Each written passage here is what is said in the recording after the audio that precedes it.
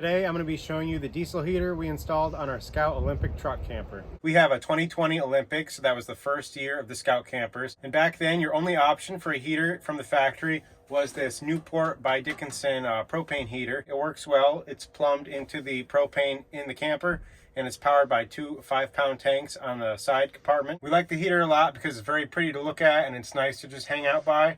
But when it's really cold, the camper actually is only warm from like waist up, and it gets really hot in the cab over area.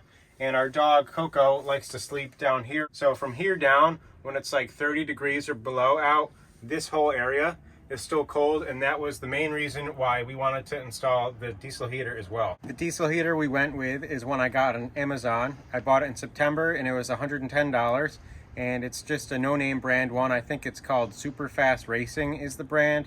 And you can see right here we have a 10-liter diesel tank, and we actually installed the heater in this little compartment down here. So if you take a look in, you can see it mounted in there. And we think we're still gonna have enough room in here to slide our skis in here as well. I just gotta clean up these wires. And you can see this is actually the air intake right here.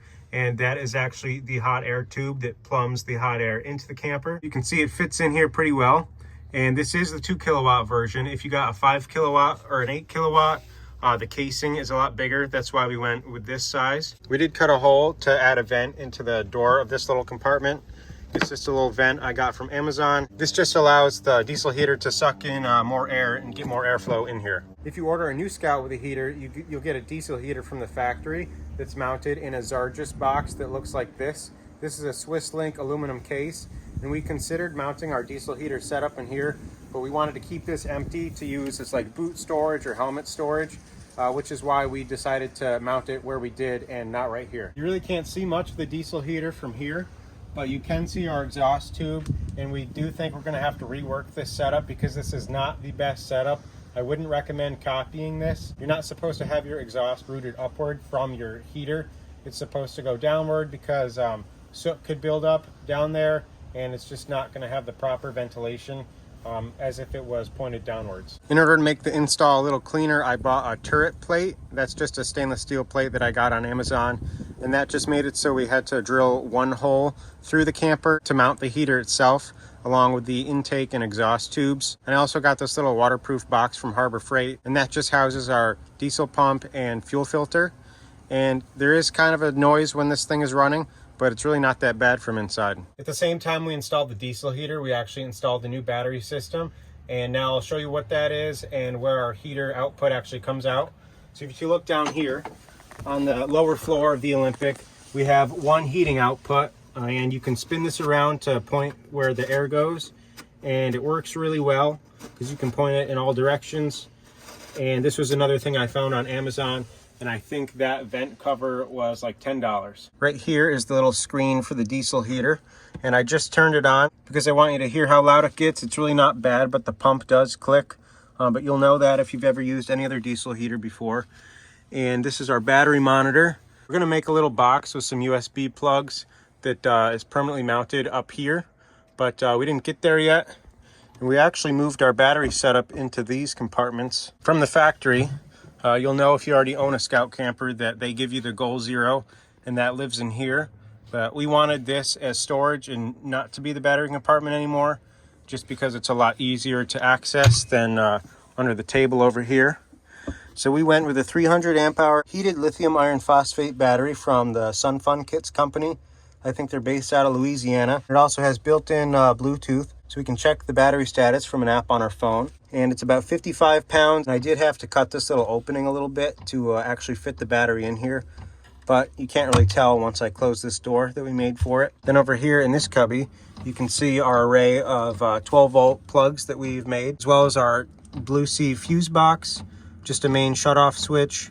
This is the shunt, and this is how the battery monitor is connected, that screen up there. And then this is our Rhenology system, the 50 amp MPPT controller that also has DC to DC charging. And we did not hook up our solar panel or hook up the DC to DC charging. We just didn't get there yet. And so far it works really well. And we've used this for the last 3 days, and we're still on 83%. If you listen, you'll be able to hear that clicking, and that's the fuel pump on the outside. and it heats up until the internal temperature of the heater itself gets to, I think, 120 degrees Celsius, and then it kind of whirls down a little bit. But you can set the temperature for inside, and once it reaches that, it turns off. You can also set this on a timer. I don't know if this one that we ordered actually has the thermostat capability. I think it does, I just haven't learned how to use it yet. Over on this side, we also added a second carbon monoxide alarm just to be safe, since now we have a second heater. We really like the heater, and it really heats up the place a lot quicker than the propane heater does. But it's not as pretty to look at. But the one drawback is that when that propane heater is running, it really doesn't draw any power at all. It does if you run the little integrated fan on it, but you don't have to. But the diesel heater does draw a lot of power constantly for the most part. And that's one of the reasons why we upgraded the battery setup. If you look down in the right corner, that's how many watts is currently getting drawn out of the battery. So you can see the diesel heater does draw a good amount of watts constantly. So that's just why we wanted to have a bigger battery setup. I just heard the fridge kick on, so that's why this is shooting up. But that'll go down in a minute once the compressor goes off for the fridge. It really isn't that cold out today. You can see it's actually 48 degrees inside and 57 degrees outside. The little monitor for this is in our propane compartment. I started a timer, so after 5 minutes, I'm going to show you how much this is raised up in temperature. While we're waiting for that, I'm going to show you this over here. We recently installed these stick-on tiles from Amazon. They're very lightweight. It's just like a sheet that you stick and peel on. You have to line them up. Overall, I think it looks really good, and it just makes this look like a kitchen area now. And we also found these little magnetic lights on Amazon that we really like, and you recharge them with a USB-C cable. And they also came with a little remote where you can turn them on and off and also dim them. And I think those were $15, and I'm going to put a link to these as well as the tiles and the heater in the description in case you're interested. I'm sure you can hear the pump, but I don't know if you can hear the fan very well. But you can hear it does move a lot of air. Now the internal temperature of the heater is 139 degrees Celsius. And let me show you what else it does. This is like the fan speed. You're going to be able to hear this go down. It's set to go to 28 degrees Celsius inside before the heater itself turns off. And so far it works really well, and it keeps this area really hot, which is nice. Now that the fridge turned off, you can see we're back down to drawing around 30 watts. It's been 8 minutes now, and you can see it's at 58.6 degrees in here. So it raised it 10 degrees. I know it's not that cold out, but that was really quick compared to what the Dickinson heater will do. And we think it's just gonna be awesome this winter having 2 heaters. And it's just nice because then we aren't relying completely on one heater. If we run out of propane or run out of diesel, we have another heater to use, or if one just has a problem, we always have another option. I just turned it off because we really don't need it on a day like today. It is pretty nice out.